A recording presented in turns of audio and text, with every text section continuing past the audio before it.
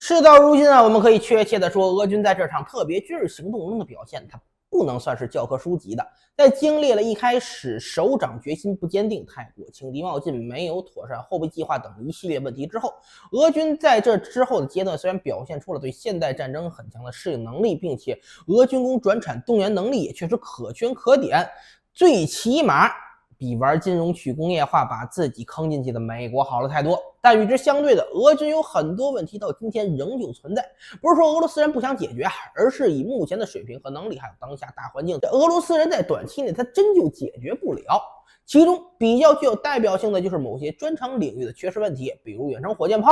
无人机，而偏偏俄军现在最缺乏的装备领域，恰恰就是中国最擅长的。由于苏联时代曾经是中国老大哥的缘故，作为苏联的主要继承者的俄罗斯，在上世纪末到本世纪，以至于本世纪第二个10年里，都对中国武器有着很强的优越感，以及先入为主的刻板印象，认为中国武器就是对俄制产品的简单仿制品，在性能上肯定不如俄罗斯原版和创新版来得好。加之彼时的中国还是俄罗斯军工产品的进口大国，年年都从俄罗斯大量采购各种装备上到防空导弹和苏35战机，下到教练机、轰炸机、运输机的航空发动机，所以说印度是俄罗斯的军工客户榜一大哥，那么砸钱最多的中国毫无疑问就是第2大客户。综合上述原因加起来，这个诸多俄罗斯军事专家理所应当的产生了诸如此类的观点和想法。中国年年都买俄罗斯装备，而且不光买，还拿回去自己仿制，没理由能通过原创造出比俄罗斯更好的武器装备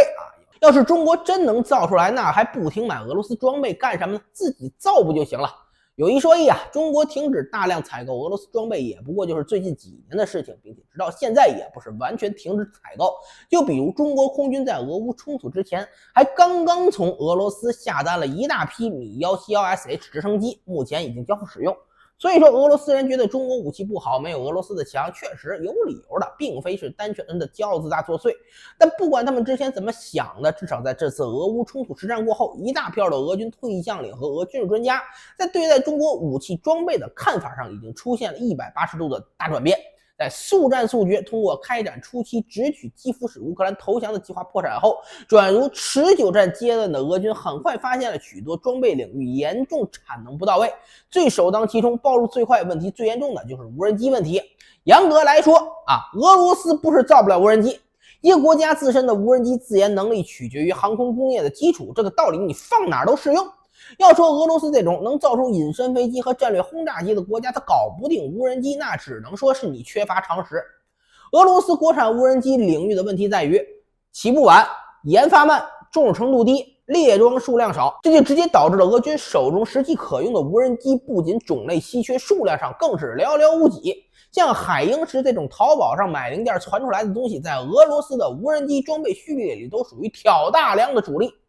现在俄罗斯的军事专家开始将目光放在中国无人机上，一番研究之后，他们发现中国无人机几乎在俄军目前已经暴露的所有稀缺和问题领域都有着不错的建树连排一级的小型侦察无人机，中国有大疆；大型察打一体无人机翼龙、彩虹2大顶梁柱。再往上的战略战役级的无人侦察机，中国有无人机这种高端产品，足以和美国的同类装备旗鼓相当，甚至更好。连隐身无人机这块，中国也早有攻击11这样的先进产品入役，并且以上提到的这些装备里，大多数都是可供出口的。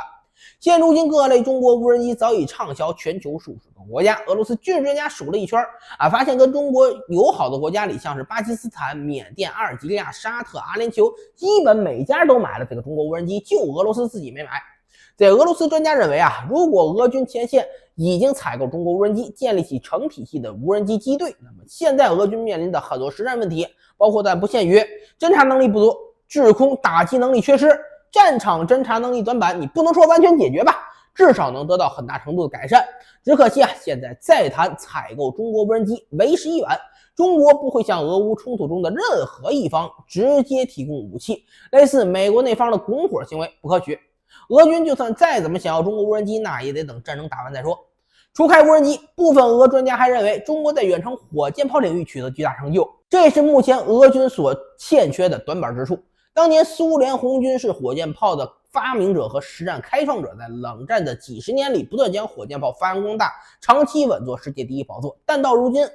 这个俄罗斯的火箭炮能力不能说弱，但是在苏军基础上发展缓慢，且和中国没得比，这是实实在在的。当中国高速生产并列装03式、191式原火的时候，俄军依旧在老式的苏制火箭炮上原地踏步，除了冰雹就是龙卷风这个更新的俄罗斯新一代远程火力暂且如何，咱姑且不论就那个还没铺开生产列装的状态，注定就跟中国同类装备差得老远。俄罗斯在火箭炮领域的问题之大，甚至于导致了靠大炮兵主义出身起家的俄罗斯被美国人研制的 M142海马斯式火箭炮这种本事算不得多好的东西给抢了风头，比了下去。海马斯你单论战力别说跟中国的新一代191原火比就是和升级改进后的03式原火比，它都有差距。射程、威力等关键属性上均不如在俄罗斯面前却又能各种作威作福，又是炸你指挥中心，又是炸你兵营还炸毁了俄军的大量弹药库，搞得堂堂欧洲第一陆军这个毫不狼狈真要是说美国援助给乌克兰的武器里哪一款是给俄罗斯制造了麻烦最大的，那海马斯当之无愧是第一。当然这种事儿对于继承了苏联大炮兵主义的俄军来说，这美国人在火箭炮领域给比了价钱，真够打脸的。说实话苏军要知道自己子孙后辈们在战场上被美国人的火箭炮欺负这估计他棺材板都压不住了，多少你得动两下就和前面提到的无人机一样，远程火箭炮领域也是中国外贸装备的主营业务但是俄罗斯在此方面的选择也和前面的无人机一样，跟中国关系友好的一大片国家都买中国火箭炮甚至白俄罗斯这次都买了，就唯独你俄罗斯没买现在再去谈什么早知如此何必当初，显然无用了。几年前的决定到今天就是要用流血牺牲的代价来买单，不免令人唏嘘，也更令人感叹时光荏苒，岁月变迁之后，曾经靠模仿起家闭门造车的中国军工，现在已经到了连俄专家都要反思当年要是买了多好的地步，这才是最令我们引以为傲和自豪的一点。